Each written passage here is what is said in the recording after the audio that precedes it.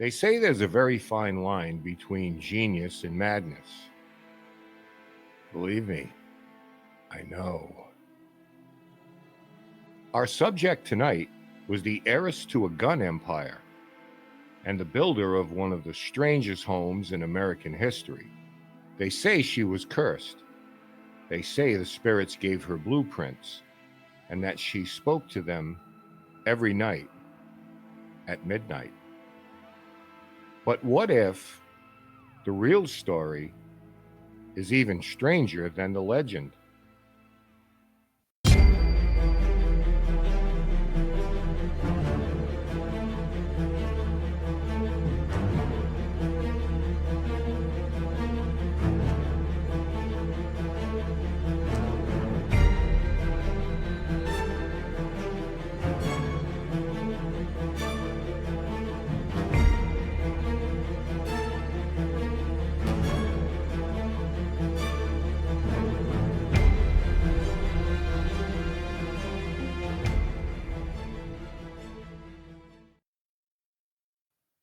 The most popular version of Sarah Winchester's story reads like a Victorian ghost tale. A grieving widow, a mysterious fortune, and a house built for the dead. According to legend, a medium in Boston told Sarah she was cursed, haunted by the spirits of those killed by Winchester rifles. To escape the curse, she was allegedly told to move west and to build a house for the restless dead. They say she held seances every midnight, wearing 13 colored robes and consulting spirits through a Ouija board, and that the instructions for her bizarre home came not from architects, but from the beyond. But how much of this is true, and how much is simply myth? Historians and researchers have long worked to separate truth from folklore when it comes to Sarah Winchester. First, there's no verified evidence she ever met the so-called Boston medium, Adam Coons. In fact, his name only surfaces in written accounts decades after Sarah's death. Secondly, there's no proof that she ever conducted seances. Her nurse and companion of many years, Henrietta Sievers, denied any spiritual practices whatsoever. And perhaps most revealing, Sarah never abandoned the Winchester fortune.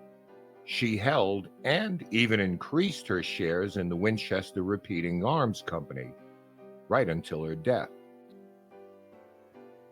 What we do know is that Sarah Winchester was not insane. She was brilliant, fluent in multiple languages, fascinated by numerology, architecture, and symbolism. At its height, her mansion boasted over 500 rooms, but the 1906 earthquake destroyed the top 3 stories, leaving behind a more compact, but still confounding, labyrinth. Staircases to nowhere, doors to sheer drops, skylights built into the floor. Each element appears random, but some believe they were designed to confuse spirits or encode deeper meaning. Sarah was raised in a highly educated, free-thinking household, deeply influenced by the spiritual and intellectual currents of the 19th century. Her interest extended far beyond architecture. She was fascinated by esoteric traditions, especially those rooted in Freemasonry, Rosicrucianism, and the works of Sir Francis Bacon.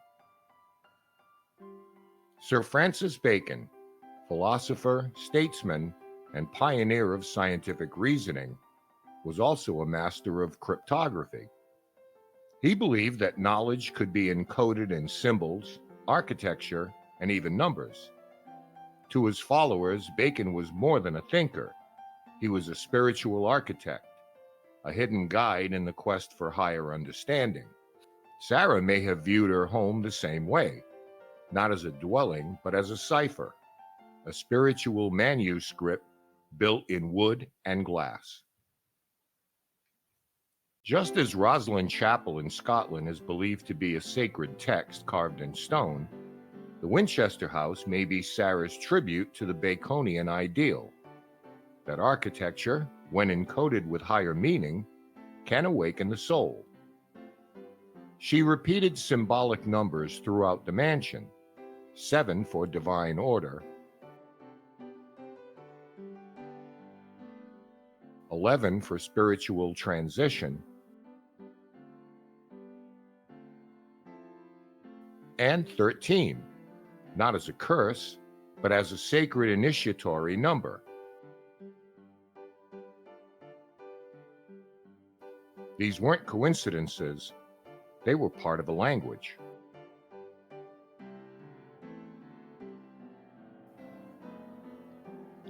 Some researchers even believe she employed the Baconian cipher, a method of encoding messages using combinations of letters, shapes, or structures, embedding hidden meaning into the house's design. She installed exactly 52 skylights.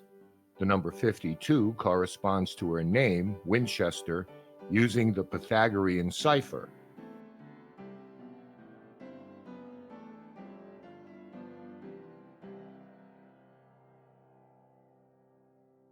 She's even buried in Plot 52 in New Haven's Evergreen Cemetery. Her family's tombstones include cryptic initials: Baby Ann, SLW, and WWW, all totaling 52 using esoteric numerology.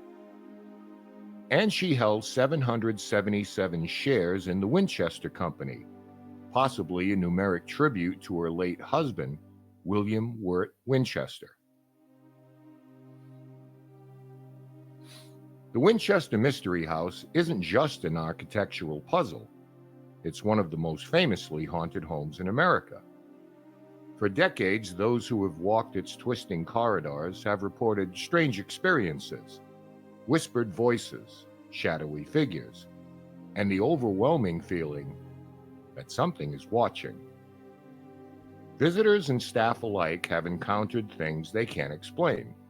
Tour guides speak of sudden cold spots in sealed rooms, footsteps on empty floors, and doors that creak open or slam shut without warning. In the basement, one ghost is seen more than any other. Staff call him Clyde, a spectral handyman in overalls, pushing a wheelbarrow or carrying tools. He's been spotted by multiple guests, always working, always silent. And when they try to speak to him, he disappears. Then there's the seance room, perhaps the most infamous space in the house. Cold drafts swirl from nowhere. Lights flicker without cause. Some employees refuse to enter after dark. One night, a tour guide reported hearing soft whispers coming from inside, though the room was locked. When she opened the door, no one was there. But the whispers didn't stop. Others have reported seeing shadowy figures just out of reach, glimpses of someone rounding a corner or peeking from behind a curtain, only to find the room empty. Heavy footsteps have been heard echoing across the ballroom floor when it's completely empty. On the upper levels, guides on late-night shifts have reported hearing boots pacing above them. But when they check, there's no one upstairs. And then there's the woman in black. Some believe it's Sarah Winchester herself, still walking the hall she never stopped building. She's been seen standing silently in her former bedroom, drifting through the seance room, or gazing out from one of the upper balconies before simply vanishing. Paranormal investigators have captured chilling evidence: EVPs, electronic voice phenomena, containing faint sobbing, distant knocking, and even what some claim is a woman saying, "Why are you here?" Okay, hi Sarah. I am so happy to meet you. I was hoping we get to meet you.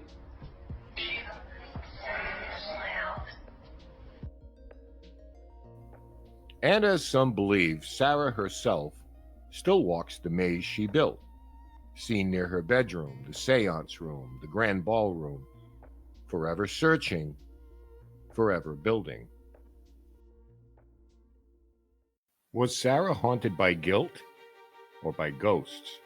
Did she build to protect herself or to leave a message to the living? Whatever the truth may be, the house she left behind continues to breathe, full of mystery, sorrow, and the whispers from another world.